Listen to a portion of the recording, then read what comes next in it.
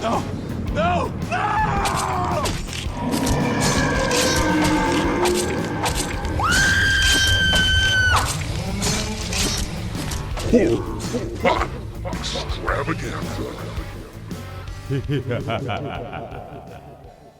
Hootie tootie, disco cutie, hootie tootie, disco cutie, horror pop extravaganza, horror pop extravaganza.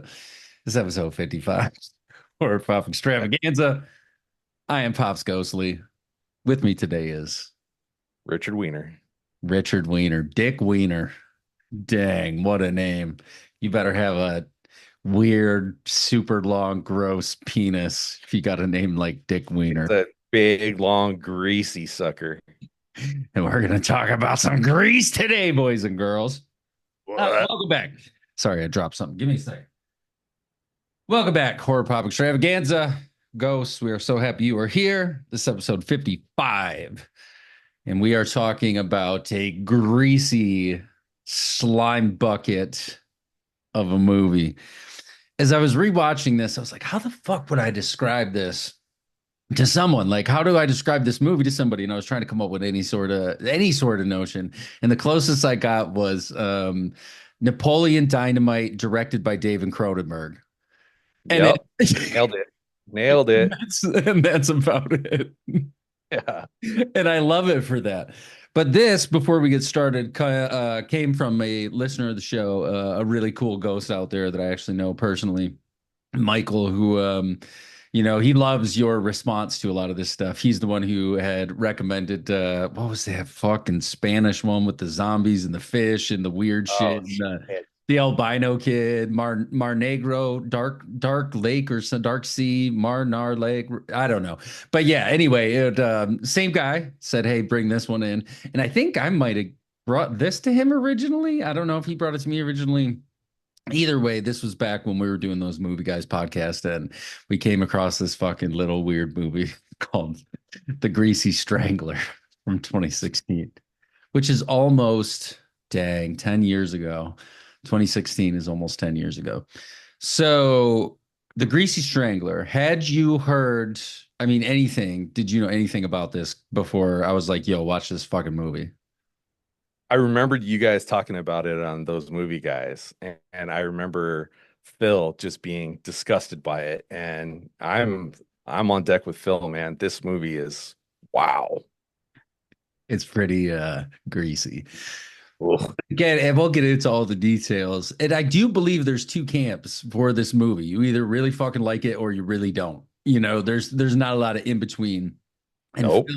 Phil was a very like kind of gross, fucking didn't like this kind of shit. And I don't like this kind of shit. I think that was the goal in so many ways, though, was to make you very uncomfortable. You know what I mean? Because it's the greasiest nudity you've ever seen. And we'll get into all that. But why don't you, before we get there, lay it on there or lay it out there for us?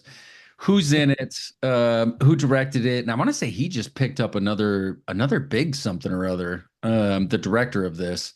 But yeah, lay it out there. And what does IMDb think this movie is about?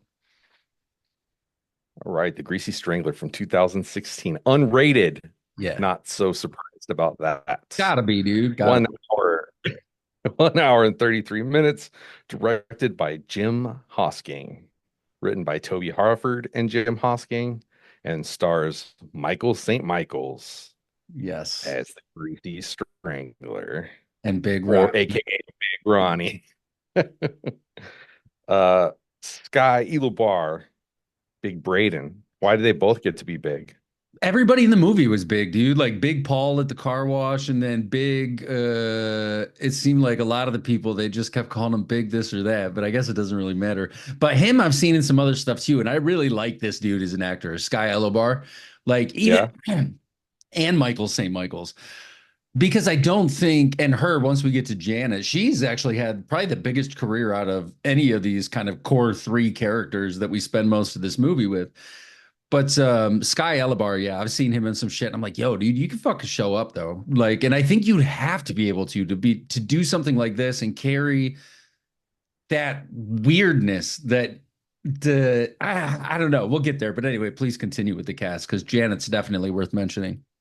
I have to believe that they were all in on the joke and that nobody was as this like sick and weird.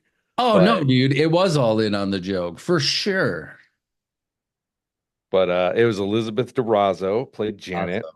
Yeah, that's it. Can't imagine how this helped her career, but apparently it did. Yeah, it went off afterwards. I mean, she looks, if you look at her IMDb, she looks radically different than she did in this movie. Radically different. Yeah. Yes. Yeah. So I think that helps right there, is she probably after this movie was like, yo, transform me into something else so people don't recognize me from that movie. But it's still even on IMDb and Rotten Tomatoes and shit. I think it's got, positive reviews. It's in like the 60 percentile somewhere in there. Um, so it does have that fan base, and I think there is something to this because I believe I'm on the other side of the fence than you, and we're going to have a conversation Yeah. with the fence today about Yeah. why some of this stuff works and whatnot, or why I believe it works. This is she was an Eastbound and Down, dude. Yeah, so like she played Maria, and that's where I think she's probably best known for that character, which was Yeah, a that was before great Greasy. character. Yeah. But she's been in some stuff since then. Yeah, So and it seems like she's still continuing to work, and yeah, why not, dude? I mean, Matthew McConaughey and Renee Zellweger starred in the Texas Chainsaw Massacre 4, which for all fucking arguing purposes is a really bad movie in so many ways that shouldn't exist. But still, yeah, you can have great talent and but I think this movie's great. So we'll talk about it. All right, what does let's talk about IMDb it. All right. what does IMDb think this thing is about? Ronnie runs a disco walking tour with his son Braden. When a sexy woman, parentheses, sexy woman takes the tour, it begins a competition between father and son for her love. It also signals the arrival of an oily stranger who stalks the streets at night. Yeah. That's a pretty good synopsis, though. I mean, I One of don't the longest. Yeah, I don't. Literally one of the longest for one of the longest bloopers we've seen on screen. Um, so I don't know how I came. It must have been doing big at the festival circuit and stuff like that. And when we were doing those movie guys, I kept my ear to everything. Like I was watching all the little weird shit, really putting a lot of work into that. But somehow I saw this, started sharing it with other people, or maybe someone shared it with me and I'm remembering incorrectly. But either way, I know after watching it the first time, I was just like, holy shit. Like as it kept going, it never stopped presenting me with weirdness.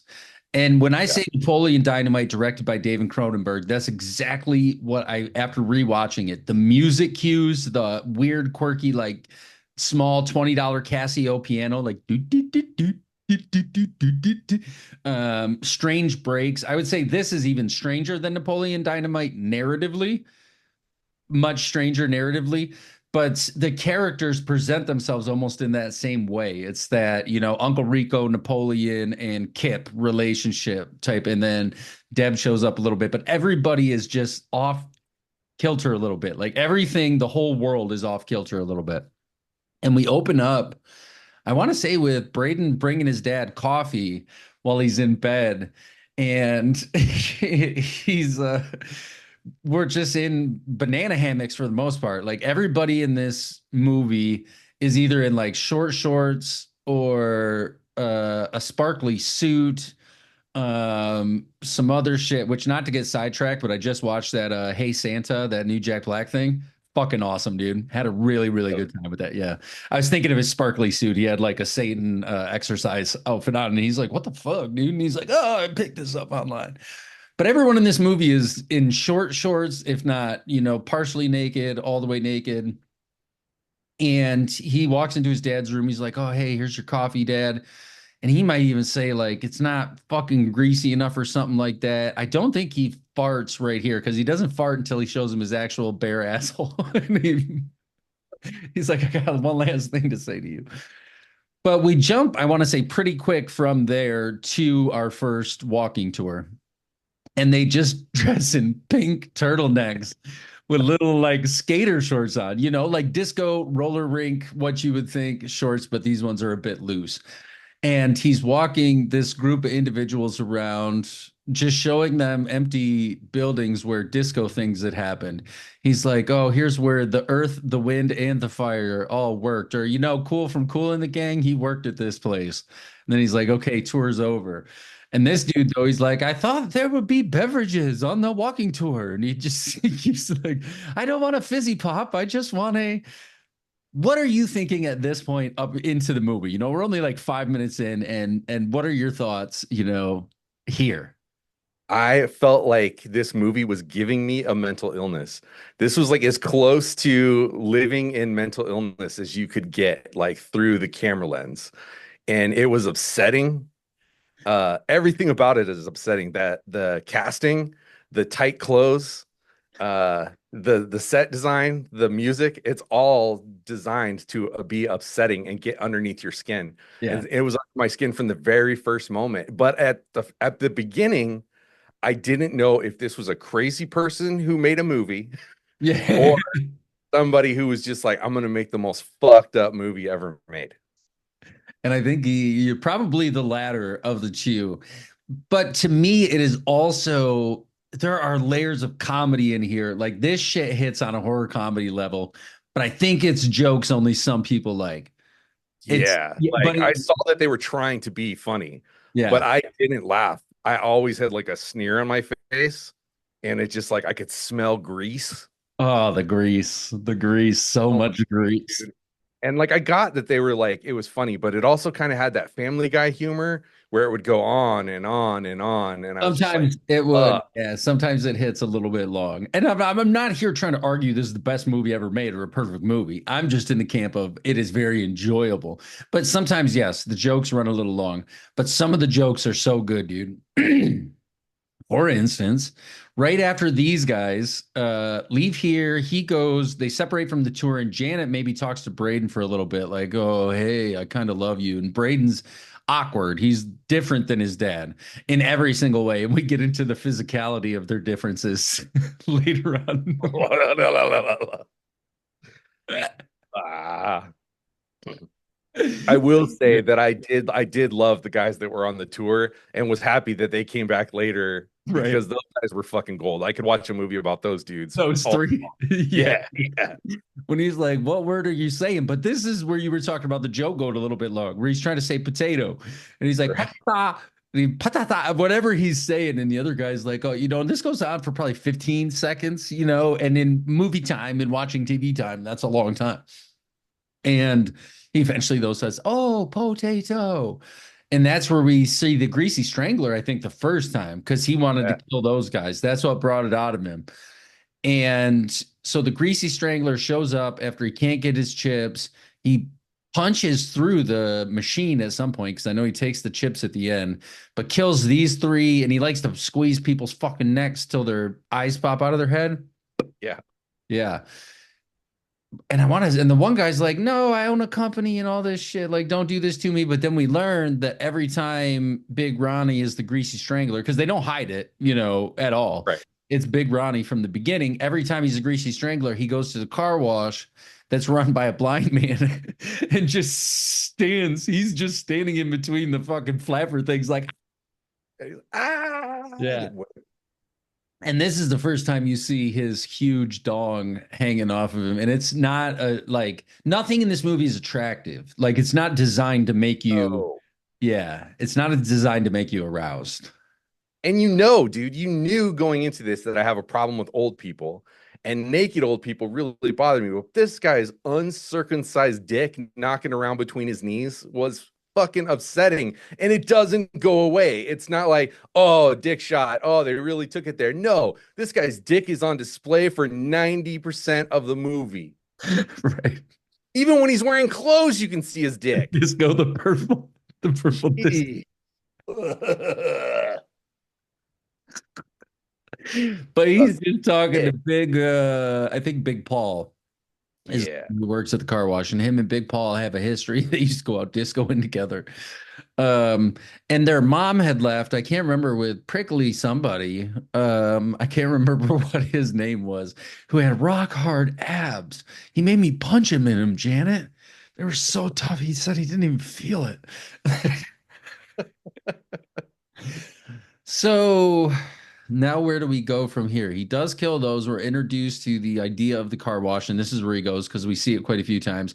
And then we see Braden cooking him like sausage breakfast and everything. And he's even like, this ain't enough fucking grease. I needed to lubricate my throat. This isn't gonna be more grease, more grease. Like he's just sitting at the fucking table pounding his hands for grease. He's like, all right, Dad, I'll give you more grease. And I want to say we see a little bit more of the disco tour, but the primary chunk of this movie is Janet being the love attention of both Braden and Big Ronnie. And She sure. Janet's naked a lot too. They're all naked a lot. Yeah. Yeah. Like, I've told you before, like every titty's beautiful. When I first saw those fucking sweater hams fall out, I was like, oh no. Yeah. And he goes like to kiss it. He's like, and she's like, Ah. she's like, I didn't tell you to touch me. She's just sitting there holding her boobs. Yeah, and that made me so uncomfortable, dude, because I was like, oh, no consent. Yeah. Right. It's even worse.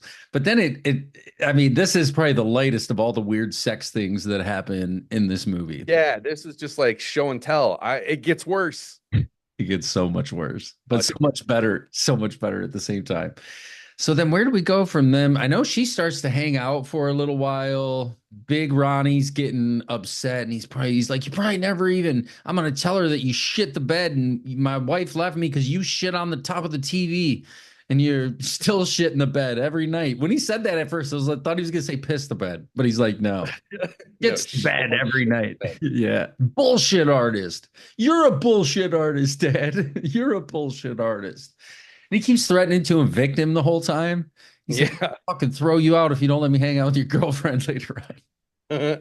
But his biggest fear at the same time is that he'll be alone and Ronnie's going to leave with this girl. Right. So he's kind of in this terrible position because he does believe his mom left because he shit the bed because his dad's like, she jumped out of the car. We're going down the highway while she was screaming it. Like Braden shits the bed and I can't take it. I'd fucking jump out of the car too with these two. Jesus. Ugh. They are kind of wild. They are kind of wild. So where I think Jana, maybe they had met when she shows back up, but now they're in a relationship, relatively close. And this seems to be pushing Ronnie further into his greasiness and his greasy strangler-ness. And he's making, I think, grease in his bedroom. He's got the bedroom upstairs and he's making vats of grease He while stole a big tub of it from the hot dog man. the hot dog man scene because they're going to go out to dinner. That's right. Braden and Janet are going to go out to dinner. And he's like, you got to go to a vendor, Dad. And the hot dog guy's funny as shit, though. He's like, I'll lose my license. He's got like one shoe on in the middle of the night. And there's no one else on the street. He's like, I'll lose my license if I. He's like, nah, that ain't a hot dog. Give me more grease. And he's like, no, sir, please. And he just opens the fucking bucket and dips the whole hot dog into all the fat and grease. And he's like, now that's a fucking dog. And he's sitting there munching it down and crushing it. And it's really gross. Relationships go on for a little bit longer. We're introduced to Braden's best friend, Hamhawk, or some shit like that, the guy with the pig nose. He's like, we're going to the horror house, Dad. You're not invited. He's like, I'm coming with you, whether you fucking like it or not. And he's got that bucket of popcorn and just dumps that whole vat of grease, like, and then the pig guy though is shoving it into Big Ronnie's mouth from like over Braden. He's feeding him, and they're like, ha, ha, ha, ha. Again, Yeah, they have a very great time. They act like they don't want Big Ronnie to be around, but then when he's around, they have a great time. right. And he's around, you have a great time. But then that's when he gets the notion to kill Pigface. But we do get Braden and Janet at dinner. That's a pretty good scene where he's got the tiny little breadsticks and he's kind of like thinking, he's like, oh, there's this greasy strangler. I got to figure out, maybe who it is or something like that. I think I might have found some evidence.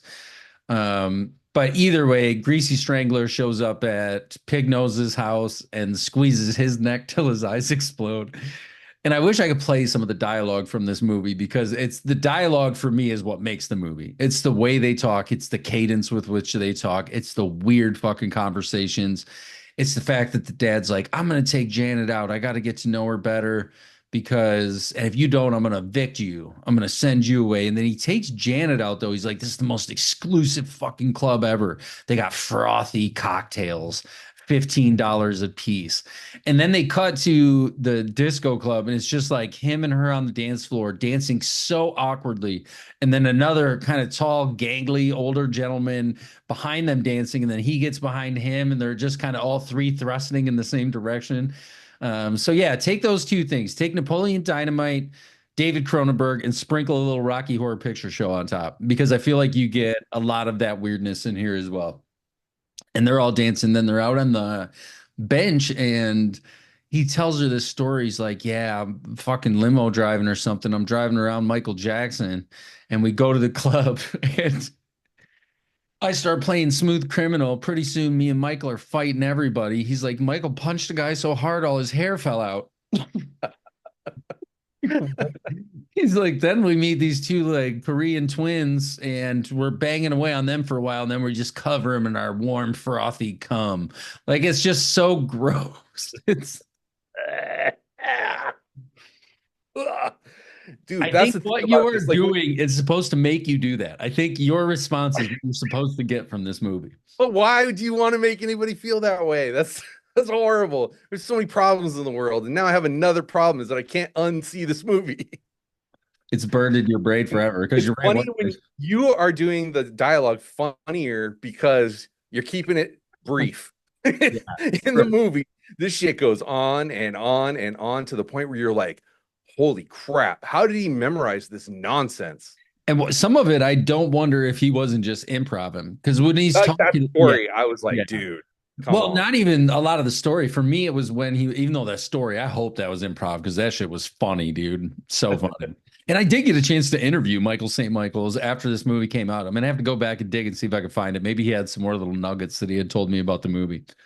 But Seriously, like, how is he in real life? Like, is he awesome, dude. He weird? was the nicest fucking guy. Yeah, he was. Really? He's like, I can't even believe it, man. Like, people are liking this shit because I think it did really well on the festival, like Cannes or Sundance, something like that, showing Seems that. like there was a in the opening credits, yeah, there was like something Fantastic Fest Yeah, Fantastic like Fest. sponsored this movie for them. So it must have like played there. And yeah, that's the audience for this. Right. The people that want to see some really, the people who like rubber, the people who like this kind of shit, that it's just so out there. This, though, is still a little more straightforward than rubber. Rubber, you could sit and try and figure out for a long time, like people watching movies, watching this, watching that.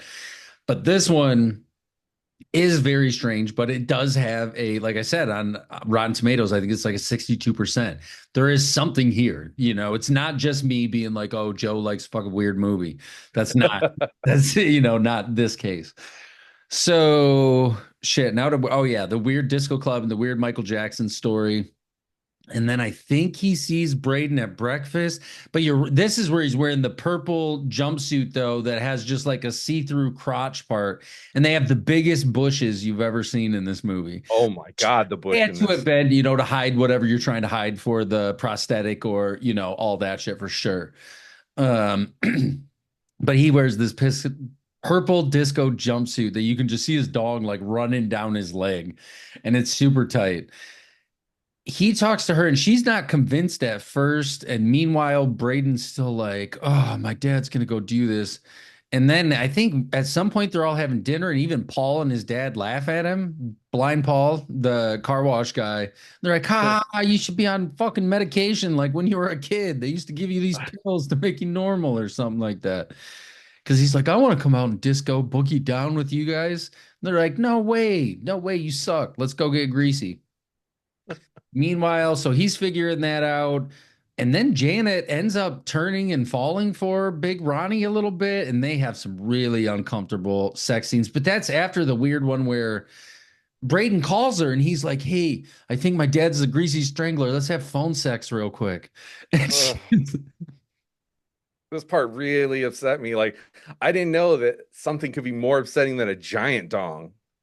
Turns out a micro penis is worse. with somebody masturbating. Well, And the way he masturbates, he's just flicking at it, dude, with his thumb. It's just so upsetting. So upsetting.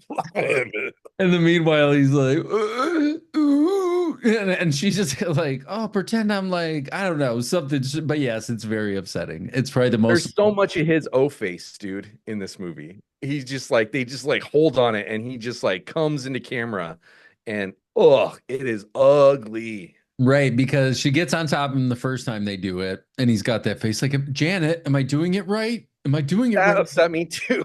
The whole time they're having sex. Am I doing it right? Is this good? This dude. Why? Why? Because it's funny. I want to brush my eyes out, dude, with a tooth. That's some good Ren and Stimpy shit right there. Um, so yes, but her and Big Ronnie's awkward sex, like he's dumping grease all over her belly and her boobies, and then, but only after they were eating the breakfast, and he's like, "You like grease with grapefruits?" And he's like rubbing it all over. That was so, dude. I've never seen like I've seen phallic fruit before, but this took the fucking cake, dude. There's a cherry in the middle of his grapefruit, Yeah. and he's just nastily rubbing on it, and it does not like you're. It goes to where you're like, okay, I got it, dude. You're horny for the grapefruit, and then it just keeps going. He smashes it to pieces, and then he eats it afterwards, and But you she's like, gotta mention he put oh. grease like a gravy on top of the whole grapefruit. It's not Oh just yeah, and then he's grapefruit. squishing it in with his thumbs, dude. And I already saw thumb action right before this. And it's just it's so gross, so gross. It really is. But I think this is where she turns and is like, oh, okay, big rock. Yeah, Yeah. And now but I do like that he will just fucking hide behind and change costumes in the book or the bush in front of his house. Just stand in front of it's just stand behind the bush so they can't see him and then change. Um, so they now have this weird relationship where she's sitting on Big Ronnie's lap at breakfast. Braden is still there, and Big Ronnie's like, this is the best pasta you've ever made. You know, he's really excited now. He's got this romantic thing going on. We see some more awkward sex between them, him going down on her, and she's got this huge, like, red bush. It's a massive bush hanging out. Oh, and he's like, how about some gravy on you at the same time? Yeah, greasy. I don't remember when she falls back in love with or no, it's after Pig Nose is dead. I think that's when Braden really gets serious and is like, I gotta call the cops. And they're like, okay, we're gonna send over Detective Jordy. I think it was Jordy, but it's clearly just Big Ronnie with 7-inch fingernails on, like maybe even longer, like 9-inch fingernails. Um, a mustache, some glasses, and like a hat, and just talking a little bit different. He's just like, I'm the detective from the police. Let me in. And they're like, oh, okay. It was almost as bad as the fucking turkey with the face on from last week. Like, clearly this is him, but either way, he goes up there and they're like, we think I found some evidence. Because Braden had found some grease, put it in an empty cigarette box, and then served it to his dad, Big Ronnie, on a bagel or something. He's like, "This is the best grease I've ever had. This isn't our, so this is his magic grease that he's making up in the that brings out the Strangler." So Jordy is just walking around and then like touching the fucking grease with the big fingernails, like digging in it, and he's like, "I gotta grease my glasses and like my face." This Uh, it's with those big long nails. Yeah, it's very, very gross, dude. And then he's like, okay, I got to go wash my face and then we'll go downstairs and talk about the case. And he's like, you need to stop talking about the case. There's nothing here. Circumstantial evidence. Yes, your dad may be the greasy strangler, but maybe not. It doesn't matter. Promise me you'll stop thinking about the case, thinking about the case. He's under their bed at some point while they're like just naked under there. And he's like, or maybe hiding around the corner when he's like, look, I love you, Janet. She's in the kitchen naked, and they're just standing there like, I love you. And this was after the hootie tootie disco cutie, hootie tootie disco cutie, hootie tootie disco cutie. that's Uh, where I broke, dude. That is where I broke. And I was like, no more of this. No fucking more of this. And I shut it off. no, That's as far as I made it into the movie. no, come on, dude. You didn't make it to the end. No, dude, I could not. When they were just doing that over and over, and or not Ronnie, Braden is crying. And I was like, this is gonna give me a fucking mental breakdown. Like I'm gonna snap. Like I almost had to take a Xanax.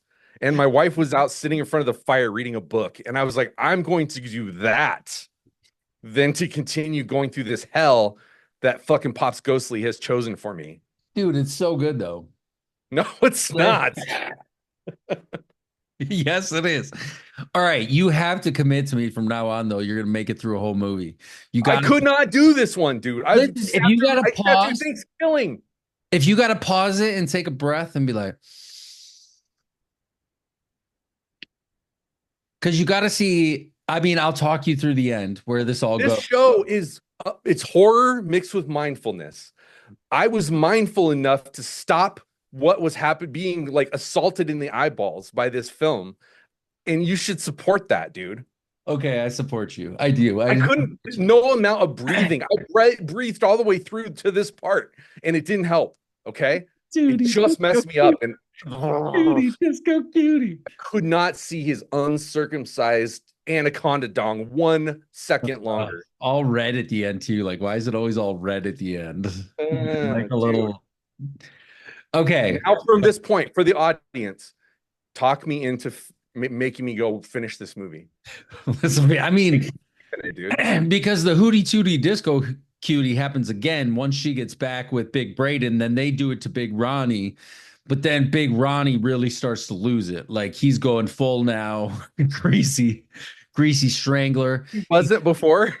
No, because we get a scene at the car wash where he goes in, that typical one that we had seen so many times, do, do, do, do, do, do, with the things going, but he's not in there. He's not standing in between them, getting the grease washed off.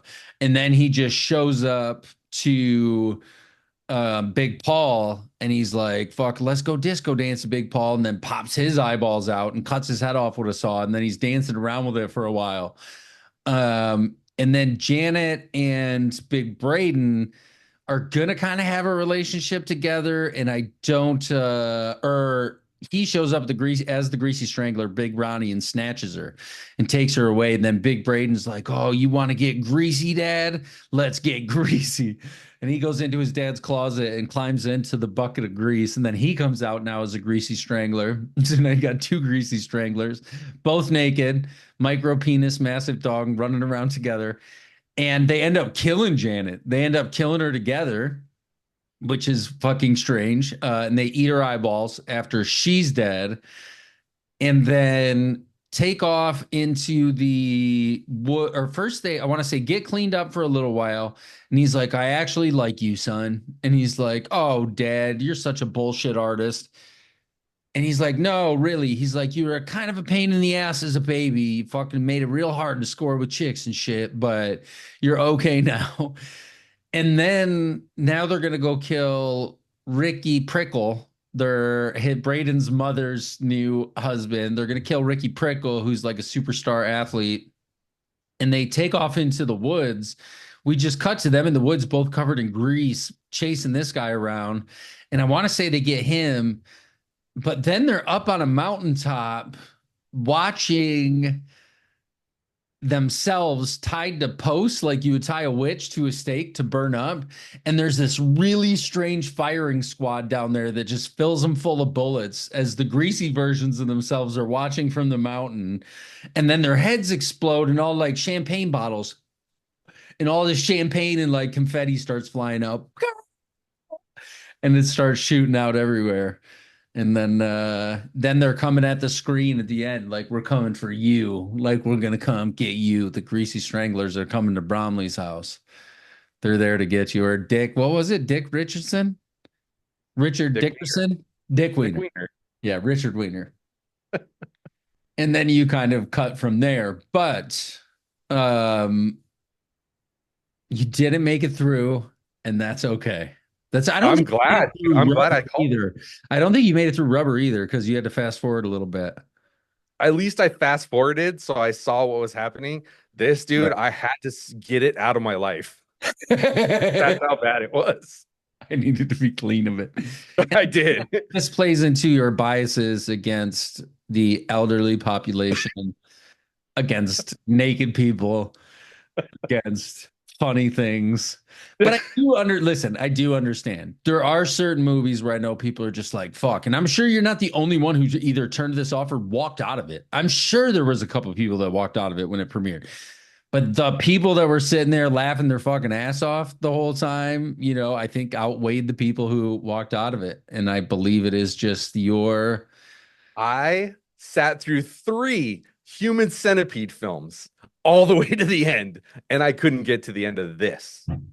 which I don't know. I'm Human Centipede though. I feel like after the first one, and I think this though is more. It's the body horror, like Human Centipede. Like it is a little bit, but it isn't. It's Dude, you in know the second one, a baby comes out and she's trying to start the car and drive away. he And she's smashes it. squishing her. Yeah. I get that. I get that. But this is for you specifically. Right. This tapped into something that really Right. upset. And it is, you've long talked about how, the elderly population terrifies you, even though you're going Yeah. to be one. You're going to be one day. And Hopefully, I'll be dead by then. I hope not, because I want to do the podcast forever and keep watching, or as long as I can to keep subjecting you to things like this. But you don't really like that. You Mm-mm. don't really like the nudity, the frontal male nudity that we see here, or any of the nudity that we see here, the I micro don't. penis, the big penis, and I don't think you're supposed to like any of the nudity in this. I don't The think female nudity is no good in it. yeah. Like it's gross. And I have a problem with food horror. I really don't like gross food. I'm real sensitive about Oh, my food. Like I won't eat lunch meat if it's a little slimy. and this is so good. They're showing close-ups on the pan with just like greasy, and he just keeps dumping Just the beer. hot dogs, dude. The sausages that they were cooking, dude. It was so disgusting that there was nothing in this movie for me. I got that it was funny, but like the funny parts were way outweighed by the disgusting parts. Right. It is very gross. It reminds me of stuff like high society or just I think it's society. I don't know if it's society or high society, but and then all of course, everything else that goes with David Cronenberg stuff where you get and then there's also other body horror stuff where it takes it to for me it is you're right though like you can almost feel your stomach turning from just looking at the amount of grease, the amount Hmm. that's put on display here. And when they're covered in it, it's head to toe. Oh yeah, it looks like Crisco, and Right, it's right, all over right. their bodies, dude. And it's so icky. And it's ridiculous that a strangler would cover himself in slippery substance. Right. But And he's like really good at strangling. when the pig guy was dying, he's like, "Oh, this is kind of weird. It's light. Now it's a little bit dark. Now it's getting light again." And he's like When walking. he takes off his pig nose and the guy is missing his nose. It's just a hole. And the greasy strangler sticks his greasy finger deep into the nose hole and then brings it up to his mouth. And I don't know what happened because I closed my eyes, put my hands over my ears, and went, "Ah, na, na, na, na, na, na, na, na." He licked it. He licked it off. So bad, dude. Yeah. So I I was just kind of thinking the end of the movie though was them now they're fully embodied. They're just the greasy twins. Like they were watching their old selves be executed. There is no more Big Ronnie. There is no more Big Braden. We are just straight greasy stranglers. And yeah. that's the For thing. your sake, I hope you get a sequel. I I don't know would if I'd want a love. sequel. I don't know if I'd want a sequel. Not now anyway, because it's been almost 10 years. There'd be no reason for it. Because this is very much also a product of its time. 2016 was we're moving so fast technologically that the cinema we see representing the culture or the culture influencing the cinema changes so radically that the influence is so different. So you almost have to go back and look at this a little bit differently. But I love the idea of this dude being like, yeah, but I don't even know where the fuck where does this idea come from? Where does this Right. Yeah. you know what I mean? Where does this spawn? Like, what about a serial killer covered in grease, but he's got an awkward relationship with his son? They both date the same girl. It's fucking weird. There's all kinds of disco, like strange tours with just strange people everywhere you go. Again, for me, this works at like I'm gonna give it a 3.5. I'm gonna give this a What? solid 3.5. Yes. And I think the way it doesn't work for you, somehow it works for me. I don't know. It's the reason I enjoy Street Trash and Chopping Mall and Microwave Massacre and all of these like super schlocky, not the Video Dead, but like Videodrome, like all of the weird body horror in that. Like I'm not really freaked out by. And I like that Napoleon Dynamite humor, though. Like I remember seeing Napoleon Dynamite the first time and being blown away. Like I'd never seen, and that was right around same time, right? I mean, relatively, Yeah, no, a little earlier. Napoleon Dynamite would have been. I think that 'Cause was like 2013, if I can remember. yeah, I don't know. I feel like it might even been earlier than that. It might have been, but either way, that different type of, The Office and shit like that. And for me, for them to take that and then wrap it up in Grease, and I believe these three, at least the main three cats, actually deliver on their performances. Like to be able to Oh, show them, 100%. Yeah. yeah. They And committed. And I hope that you asked him about the nudity. I Like, think, how are you yeah. comfortable? Yeah, I'm pretty sure I did. I'd have that interviews from a while. I mean, it was not long after the movie came out, so it's probably been almost 10 years since I talked to the dude. So I'd have to go back and look. I wonder if I still got his contact info. I should be like, yo, you want to talk about it again? I want to get you on with this guy who turns your movie off. He says worst thing he ever seen in his life. I want him to look you in the eyes and tell you that. Right. And I would, but I No, I respect him as know. an actor. And I'm sure he would be the first, you wouldn't be the first person to be like, what the fuck, dude? I'm sure you know what I mean. Yeah, for sure. But for me, it's a 3.5 just because it stands alone as this. Like you said, you'll never forget it. You will never forget No, seeing this movie. And for a movie to do that, especially for someone like me who's seen, I mean, a fucking mountain of movies, that for something to stand out, that alone almost warrants a 3.5 for me. It's like you get that, or maybe a three, two and a half, two and a half. You get two and a half for making me remember, and then we'll build from there. This one, performances, weird dialogue, weird effects. I don't know. It just hits. So, what do you give? I know you gave Thanksgiving a poof, like as a cartoon ran away, that little dust cloud that they yeah, leave. So that's what that's that all hit. they got. Yeah, with What this, I give Thanksgiving? it just a streak of grease going off into the woods. Yeah, That's what this gets. It doesn't have a number value because it doesn't lend itself to a number value. Numbers are solid, they're facts. They're things that you can't argue against. This movie is not. It's a greasy movie. it is so greasy, dude.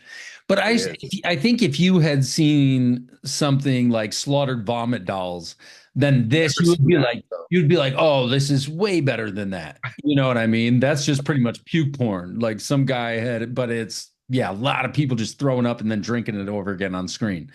So Yuck. yeah, big into like a beer, a big beer pitcher, and then they're all passing it around, drinking it and shit. So I believe we got to set your bar lower or your standard lower, and then that'll naturally by proxy raise the fucking Greasy Strangler up because you're like I could now got the bottomest lowest barrel of the I great. think we have. After Thanksgiving, I said, "Man, can we do a good movie?" And you were like, "Oh, dude, I got a good movie for you." So this, I wish I could pull my phone up, but I can't because I'm using it for the camera. But Michael had texted me after listening to you talk about, I think it was Thanksgiving, and he's like, "Oh, this dude fucking hates me already," and he thinks it's funny. And so, which Michael is one of the nicest human beings I have ever known. Like, he is truly one of my, like, I met him doing the pharma thing when I first moved out here in 2015, scared the shit out of him. I think I told you the story when we were driving around together, and I'm like, yo, bro, they say serial killers are like fuck car accidents. Like, once you meet one, that's it, you're done. And he's like, this is the first day we met. And so I'm talking about all this weird shit. And 10 years later, we're still great, great friends. But he had sent me, he's like, oh, he's really gonna fucking hate me after this one, dude. Oh, yeah, Michael, fuck off, dude. Like that's not cool. And the nice thing is that Michael is in every, way you would look from the outside at everything he does. He works for like fundraising for the hospital and shit like that, does all these amazing things, part of the Rotary, just like I said, a really great, kind human being.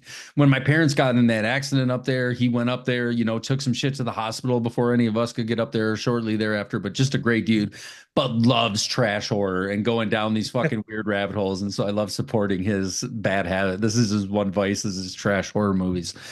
So, and him and I got a couple other friends too that can quote this movie to each other and laugh and think it's funny. So you're leaving a snail trail, a greasy Michael say, oh, we forgot how funny it was though when he pulls his ass out and he's like, I got one more thing to tell you. He just pulls his bare ass right in my man's face and just Yeah, dude, there are several bare ass farts in this movie, yeah, as if you couldn't get grosser. You right. see an old man's ass, and the camera just holds on it, dude. And even he said in an interview that he felt like they held on his ass too long.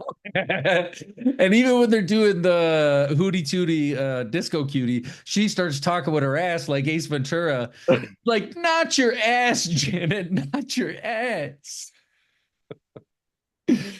Okay, so the Greasy Strangler. So next week, let's do something that truly is, you know what I mean, one of the ones that is a little higher caliber. You've It's lost my trust. I've heard it back. all right. Well, then maybe you could pick something you haven't seen that you wanted to see. And if I haven't seen it, I will check it out. And if I yeah, so you can make a choice. But or actually maybe you shouldn't. Because we agreed. You're like, you're gonna take me on this ride. You're gonna take me on this journey. So I'll start trying to think of something something new. I haven't seen a lot lately. Anything, some older stuff, that I've rewatched, but nothing new horror that's really jumped out at me. But let's get into the mindful part for today. Let's do something Please, mindful. Yeah, does please, that sound good? let's go into the car wash and wipe this grease off forever. It's so greasy, but he couldn't. He couldn't do it. The greasy strangler took him over. All right. Is that your water bottle, by the way, with the My Little Pony stickers? Yeah, there's a Frankenstein, a Dracula. So Oh, Annabelle, my youngest, has just become like fascinated with stickers, and she's got a couple sticker books, and now she's putting them on everything. I've been scraping them off the hardwood floor. They're everywhere. But yeah, and once she put a few on there, I was like, well, that's it. I guess now I have a water bottle with little great characters on it. So that's cool. I like it. Yeah, I do too. Reminds me of her, makes me smile. So for today, I want to go to, I don't remember what year this book was released, but I want to say it was on the Barnes and Noble, like book of the year or some shit. And I picked it up and I've read it a few times since. And it's by James Norbury and it is called Big Panda and Tiny Dragon. Big Panda, Tiny Dragon. This book is dope. Super dope. It is full of so much amazing wisdom and the illustrations are just gorgeous throughout. But I wanted to pull a couple short little pieces from this. There was two that I found that I really liked. Um, and the first one says, so I don't know if you can see it. Maybe I can post it. I can take a picture of it and put it on the actual video. But it's Panda sitting with his little dragon, big panda and tiny dragon sitting under a tree. And this is how it goes. Sometimes I think I'm not good enough, said Tiny Dragon. A cherry tree doesn't compare itself to other trees, said Big Panda. It just blossoms. Be what the fuck you're going to be and blossom. You don't, I think, it's the comparison part. We talked about this. Like, comparison creates suffering. Yeah. Comparison creates suffering. It, And and you look at how beautiful a cherry tree is when it blooms. Like they're gorgeous, dude. Most trees are gorgeous when they bloom. In that first blooming, they're even gorgeous when they die. They start to change a multitude of colors, and it's just red, oranges, and reds, and yellows, and all this stuff painted across the forest. They're beautiful that, but the tree doesn't sit there and be like, I wish I was a cloud. Look at how pretty the clouds are. I just want to be a cloud, man. If I was a cloud, I'd be the prettiest thing of all. And not knowing, like, yo, I'm giving all this shade, I'm giving a house to all these things, thinking about that. But trees don't do that. They don't think about it that way. They accept being a tree. And I think the same way here is we often, as trees, instead of blooming in who we are, we compare ourselves to something else and then all of a sudden it's because it could even be the weeds. People look at weeds like they're trash. I look at weeds most of the time like, yo, I would rather be a weed because that's one of the most resilient motherfuckers on the planet, dude. Its root system is so deep that you go to yank it out, I'm hurting my shoulders and my hands. You got to dig it out with a trowel. You leave one little piece of root and that fucker's going to start growing back, dude. It's going to come back out and do its thing. But I like that a lot sometimes. And that's the thing is, Tiny Dragon even starts where sometimes I think I'm not good enough. And we've all had those thoughts of, I'm not good enough. But why aren't we good enough? Because we're comparing it to something else. if we just are where we're at, and we can be good enough there for ourselves, then, and I do think there is, you're not some fucking like greasy strangler, you're like, I'm good enough in that situation. But and then the other piece I really like, so that was from page 32, and they go through all four seasons in the book. They travel together through the spring, through, so they see all the different shit happening and talk about it through life. So good. This one is my absolute favorite though. It's just them, and it looks like Little Dragon is kissing Big Panda on the forehead, and all it says is love needs no explanation. And I was thinking hard about that one for a couple minutes because I feel we live in this defensive world where we think that if someone is kind to us, there has to be a motive, Mhm. there has to be a reason. And there doesn't. I believe that we all have the capacity to love inside of us, even strangers. Like I'll see a stranger and I feel genuinely like not a romantic type of love, but a genuine, like human to human, I see you as a human being kind of love. And that doesn't need an explanation for me to be nice, but we've come so far removed from that that we get like worried about it. Like, what do you want from me? Why are you being nice? Why are you being just nice for the sake of being nice? Nobody does that. And I'm asking the question of myself, why is that not even more normal? Just to be nice to everybody. What is Yeah, stopping that? people's egos, people's self-servingness. Yeah. I'm about to watch that documentary on Netflix. I was reading an article about it called Buy Now, and it's about our obsession with consumerism. Yeah. Yeah. A little nervous. I was watching the trailer. I was like, this can open my eyes to some shit that I don't know if I want them open to, but they need to be opened up to it. Because yeah, It's they're been just opened up to us. We've been talking about that a lot, because of the Christmas holiday coming up and yeah, stuff. And, my kids spend, $500 on the kids, and then the stuff goes on the shelf. They don't play with it ever ever, ever. after Christmas morning. Yeah. And And that's we kind of told them yeah, flat out, that's got to change. Like, we're not buying any more $300 Lego sets that you put together once and put on a shelf. Like, yeah, can't do it. yeah. Wait till you're an adult to do that. Then you can spend your money. Yeah. Yeah. Then it's okay because Right, right. But no, I get you, and I am excited to watch that. But love, and I think that's kind of why I was thinking that you, with this you just is said about we're love. trying to. I know, butt love. He had some butt love. Greasy Strangler. I believe we're trying to fill that hole inside of us that can only be filled with love. I'm sorry, dude. I'm such a No, child. dude, after the movie we talked about today, it's there. Even though I just watched Billy Madison, I still laugh when he's like 69. And let's open our books to my dog Fanny. And all the other kids laugh and he don't laugh. Open to page 69. 69. um, but we need something to fill that love void in us. We need something. And we have been, I believe, in many ways manipulated to think that we can buy that and you can buy that thing. Like I was even looking around my house, like, what if I just got rid of it all? Like, how liberating would that feel? Just Right. not have any, all my signed pictures and shit. I'd probably have a ton of art on the walls, but that would probably be about it. But love doesn't need a reason. You don't need a reason to be kind to someone. Even if they're an asshole to you, you can answer in kindness. And those are the valuable ones. Those are the ones that I feel matter the most because then we're not adding more anger to the anger pile. It's at least a wash. They might be angry. If you come positive, then those two things kind of balance each other out. But if you bring anger to anger, now we just have an additional anger.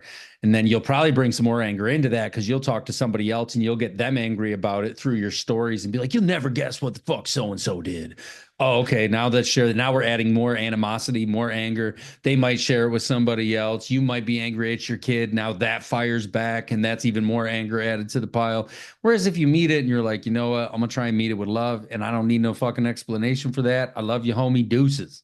And then but if you can find, I mean, build a way to really feel that, then it does feel nice. Might feel fake for a little while, but that's all right. Most things feel wrong when you first start doing them because it's your Yeah, why does anger habit. feel so easy? It's so easy to just Because be it turned is off. It's easy. your initial response to it. Feeling love is not my initial response to it. I Yeah. have to force myself to think in that direction because it doesn't come natural. But Yeah. I feel like you've hit a place where it does. It's starting to come natural. I think it's in all of us to be able to come natural. You just have to feed it.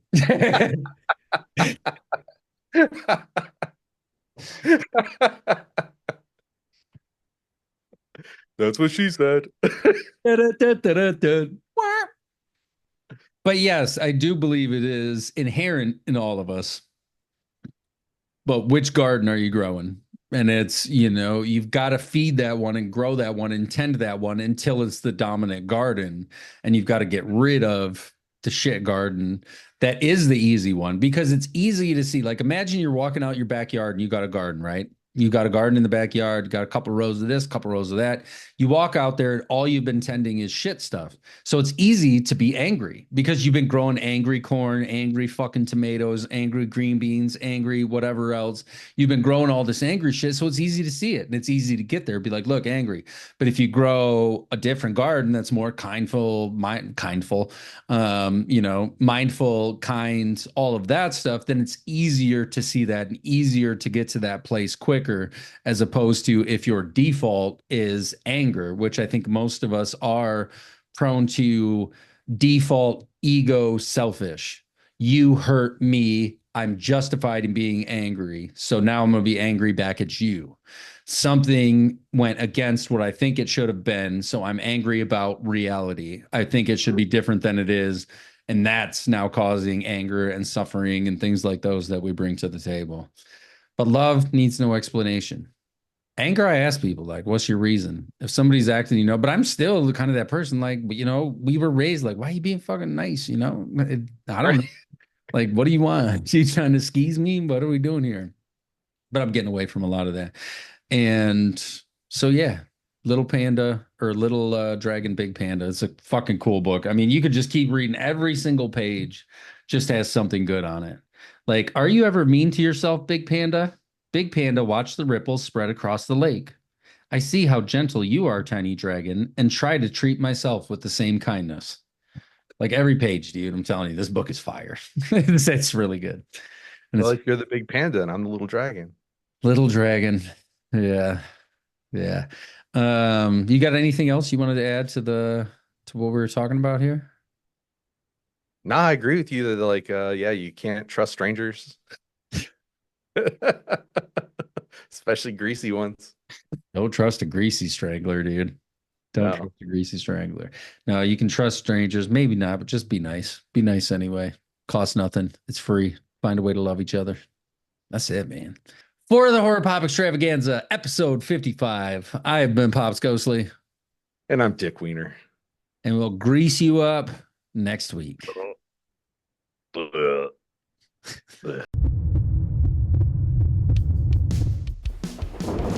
No!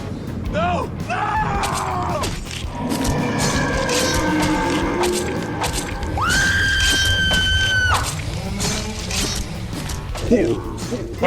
Extravaganza.